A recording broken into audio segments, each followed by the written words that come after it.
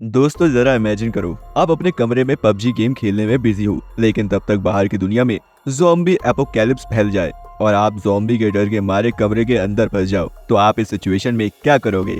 कुछ इसी तरह की घटना होती है आज की हमारी इस कहानी में।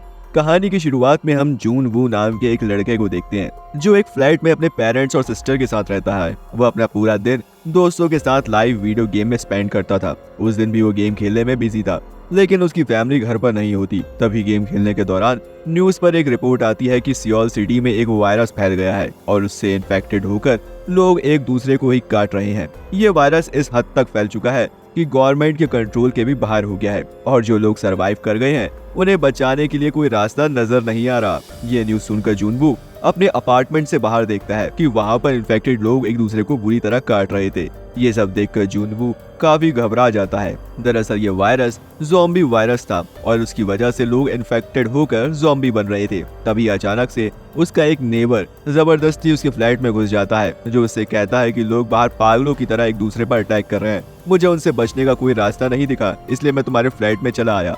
बट जूनवू उसे फ्लैट से निकालने की कोशिश करता है। तभी वो टीवी पर एक न्यूज सुनता है कि लोगों के इन्फेक्टेड होते ही उनकी आंखें एकदम लाल हो जाती हैं और उनकी स्किन वाइट। इसी के साथ उसका नेबर जो उसके घर में घुसाया था वो एक ज़ॉम्बी में कन्वर्ट हो जाता है। लेकिन किसी तरह जूनवू उसे अपने फ्लैट से बाहर निकालकर दरवाजा बंद कर लेता है। इसी वक्त जूनवू को उसकी फैमिली का एक मैसेज आता है जिसमें लिखा था क्या वो ठीक है और स्टे अलाइव। इसके बाद जूनवू एक नोट में स्टे अलाइव लिखकर अपने पेरेंट्स के पिक्चर पर चिपका देता है और वो ये सब मोटिवेशन के लिए कर रहा था। जूनवू खुद को फ्लैट के अंदर ही बंद कर लेता है और डोर पर fridge as a barricade use करता है ताकि वो ज़ॉम्बीज अंदर ना आ सके। हेल्प के लिए वो अपनी एक पिक्चर #alive के साथ सोशल मीडिया पर अपलोड करता है ताकि कोई उसकी पोस्ट को पढ़कर उसे यहाँ बचाने आ जाए। लेकिन कोई भी उसकी मदद के लिए नहीं आता, क्योंकि जहाँ पर वो रहता है वो पूरी एरिया ही ज़ॉम्बीज की लपेटे में आ गया था। ये सब कुछ उसे एक ड्रोन के जरिए पता चलता है। उसके नेबरहुड में ये वायरस काफी तेजी से फैल चुका था और सब लोग ज़ॉम्बीज बन गए थे। तब जूनवू को याद आता है कि वो रेडियो के थ्रू हेल्प के लिए किसी को मैसेज भेज सकता है, लेकिन उसके घर में इस किस्म का कोई भी डिवाइस अवेलेबल नहीं था। वक्त गुजरता जा रहा था और जूनवू मदद के लिए डेली अपनी एक वीडियो बनाकर सोशल मीडिया में पोस्ट करता था। जाहिर है इतने दिन घर में अकेले कैद रहने की वजह से उसकी सारी फूड खत्म हो गई थी और साथ ही इंटरनेट और नेटवर्क भी नहीं रहता। रात में वो एक पुलिस ऑफिसर को देखता है जो अपनी जान बचाने के लिए उन ज़ॉम्बी से लड़ रही थी, लेकिन वो ज़ॉम्बीज उसे भी मार डालते हैं। ये सब जूनवू की आंखों के सामने हो रहा था। इसी दौरान एक ज़ॉम्बी डोर को ओपन करके उसकी तरफ आने की कोशिश करता है। तब जूनवू बालकनी में लटक कर उस ज़ॉम्बी को इस तरह दिखता है कि वो नीचे गिर गया है। ये देखकर ज़ॉम्बी भी उसे पकड़ने के लिए नीचे कूदता है, बट वो नीचे गिरकर मर जाता है। इस ज़ॉम्बी से तो जूनवू अपनी जान बचा लेता है, लेकिन वो देखता है कि घर में खाने पीने की सारी चीजें खत्म हो गई हैं और तब वो ड्रिंक करके अपना गुजारा चलाता है। घर में इतने दिनों से अकेले रहने की वजह से उसे हैलुसिनेशन होते हैं कि उसकी फैमिली घर आ गई है और सब कुछ नॉर्मल हो गया है, लेकिन असल में ऐसा कुछ नहीं हुआ था। सडनली उसका मोबाइल फोन का नेटवर्क रिस्टोर होता है और उसे उसकी फैमिली की तरफ से एक वॉइस मैसेज आया हुआ था। वॉइस मैसेज सुनते ही जूनवू को पता चलता है कि इस मैसेज को भेजने के दौरान ज़ॉम्बीज ने उसकी फैमिली के ऊपर अटैक कर दिया था, जिसके बाद जूनवू गुस्से में घर के सारे सामान तोड़ने लगता है और फिर वो फ्लैट के बाहर जाता है। लेकिन उन खतरनाक ज़ॉम्बीज का भयानक रूप देखकर वो वापस अपने फ्लैट में आ जाता है और अब उसके दिमाग में सिर्फ एक ही बात घूम रही थी, चाहे कुछ भी हो जाए बट वो ज़ॉम्बी तो बिल्कुल भी नहीं बनेगा। ये सोचकर वो खुद को फांसी लगाने ही वाला था कि तभी कोई सामने वाली फ्लैट से एक लेजर लाइट की मदद से उसे बचा लेता है। जूनवू उठकर देखता है कि उसके सामने वाली बिल्डिंग में एक और सर्वाइवर बची हुई थी जिसका नाम यूबीन था। वो दोनों डेली सिग्नल के थ्रू बातें किया करते थे। यूबीन ने अपने घर के डोर पर एक ट्रैप लगाया था जिसके अंदर एक ज़ॉम्बी फंस जाता है और इस मौके का फायदा उठाकर यूबीन उसे मार डालती है। यूबीन एक अच्छी लड़की थी, वो किसी को भी मारना नहीं चाहती थी, लेकिन सिचुएशन ऐसी थी कि उसे जिंदा रहने के लिए ज़ॉम्बीज को मारना होगा। यूबीन देखती है कि जूनवू काफी दिनों से भूखा है, इसलिए वो उसे खाना देने के लिए एक बॉल में रस्सी बांधकर उसकी अपार्टमेंट में फेंकने की कोशिश करती है, लेकिन वो बॉल वहां पहुंचने के बजाय नीचे गिर जाती है।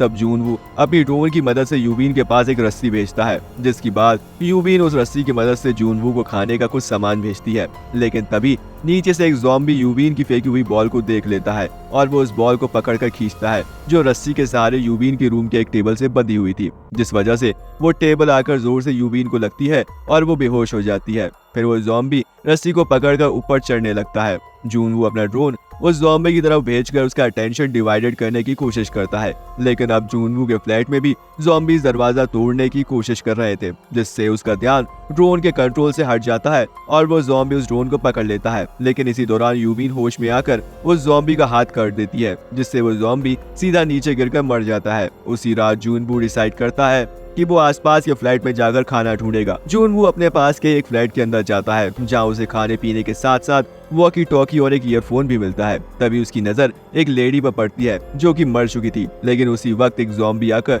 जूनवू पर अटैक कर देता है। तब जूनवू किसी तरह उस ज़ॉम्बी से अपनी जान बचाते हुए वापस अपने फ्लैट में आ जाता है। वो ईयरफोन की मदद से रेडियो के थ्रू मैसेज भेजना चाहता था, लेकिन अनफॉर्चुनेटली रेडियो भी डाउन था, जिसके बाद जूनवू एक वॉकी टॉकी में कुछ खाना यूबीन को भेजता है। वो दोनों वॉकी टॉकी के जरिए काफी दिनों तक एक दूसरे से बात करते हैं। यूबीन जूनवू को बताती है कि उसे हाइट से बहुत डर लगता है। यहाँ हमें ये रियलाइज होता है कि खाने पीने के अलावा इंसान को किसी के साथ की भी जरूरत होती है, क्योंकि अकेला रहना भी कभी कभी किसी इंसान को पागल बनाने के लिए काफी है। पानी के लिए दोनों बाहर कंटेनर्स रखा करते थे और जब बारिश होती थी तो वो कंटेनर्स पानी से भर जाया करते थे। एक दिन बहुत सारे ज़ॉम्बीज उन दोनों के अपार्टमेंट में फैल जाते हैं। उन ज़ॉम्बीज की मूवमेंट से ऐसा फील हो रहा था जैसे मानो बारिश हो रही है, लेकिन असल में वो उन ज़ॉम्बीज की भागने की आवाज थी। भगदड़ के दौरान यूबीन से कुछ चीजें गिर जाती हैं, जिसकी आवाज सुनकर सारे ज़ॉम्बीज उसकी फ्लैट की तरफ आने लगते हैं। लेकिन तभी जूनवू यूबीन के पास वाले फ्लैट में अपने घर के लैंडलाइन नंबर से कॉल कर देता है, जिससे वो सारे ज़ॉम्बीज यूबीन के पास वाले फ्लैट में चले आते हैं। तब उन दोनों को रियलाइज होता है कि अगर वो दोनों ऐसे ही यहाँ पड़े रहे तो एक दिन वो मर जाएंगे। जिसके बाद यूबीन जूनवू को बताती है कि उसकी बिल्डिंग का 8th फ्लोर पूरी तरह से खाली है। उसने अभी तक वहाँ एक भी ज़ॉम्बी नहीं देखा। वो उससे कहती है कि हमें वहाँ जाकर जिंदा रहने के लिए खाना ढूंढना होगा।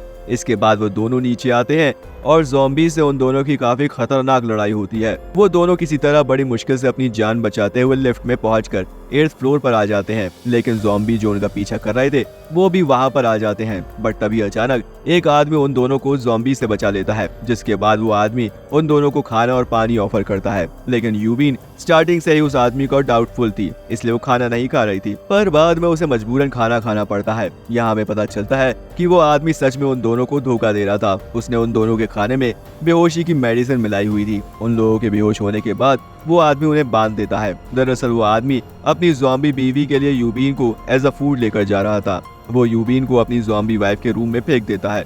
लेकिन तभी जूनवू को होश आता है और वो उस आदमी को गन पॉइंट करके यूबीन को उस कमरे से बाहर निकालने को कहता है, बट वो आदमी उसकी बात नहीं सुनता। यहाँ पर यूबीन समझदारी दिखाते हुए एक कपड़े से उस आदमी की वाइफ को फेस कवर करके उस आदमी के ऊपर छोड़ देती है, जिसके बाद वो ज़ॉम्बी औरत अपने ही हस्बैंड को काट लेती है। फिर यूबीन न चाहते हुए भी उन दोनों को मार देती है और गोलियों की आवाज सुनकर सारे ज़ॉम्बीज उस फ्लैट की तरफ बढ़ते हैं, जिस वजह से उन दोनों को लग रहा था कि अब वो नहीं बचेंगे। लेकिन तभी अचानक से उन दोनों को हेलीकॉप्टर की आवाज सुनाई देती है। वो दोनों ज़ॉम्बीज का मुकाबला करते हुए बिल्डिंग की छत पर आ जाते हैं, लेकिन अफसोस वहाँ पर उन्हें कोई भी हेलीकॉप्टर नजर नहीं आता। जूनवून कुछ बची कुछ गोलियों से उन ज़ॉम्बीज को शूट करता है और साथ ही वो दोनों अपने लिए प्रे करते हैं कि वो बच जाएं। तभी अचानक से वह हेलीकॉप्टर सच में आ जाता है, जिसमें 2 सोल्जर बैठे हुए थे। उन दोनों सोल्जर्स ने उन ज़ॉम्बीज को शूट करते हुए उन दोनों को सही सलामत हेलीकॉप्टर में बैठा लिया था। वहां से निकलते ही सिग्नल्स भी आ जाता है। इसके बाद जूनवू को उसकी फैमिलीज की कई सारे मैसेज आते हैं, जिसे देखकर वो समझ जाता है कि उसकी फैमिली अभी भी जिंदा है। और इसी के साथ यहाँ इस मूवी का एंड होता है दोस्तों।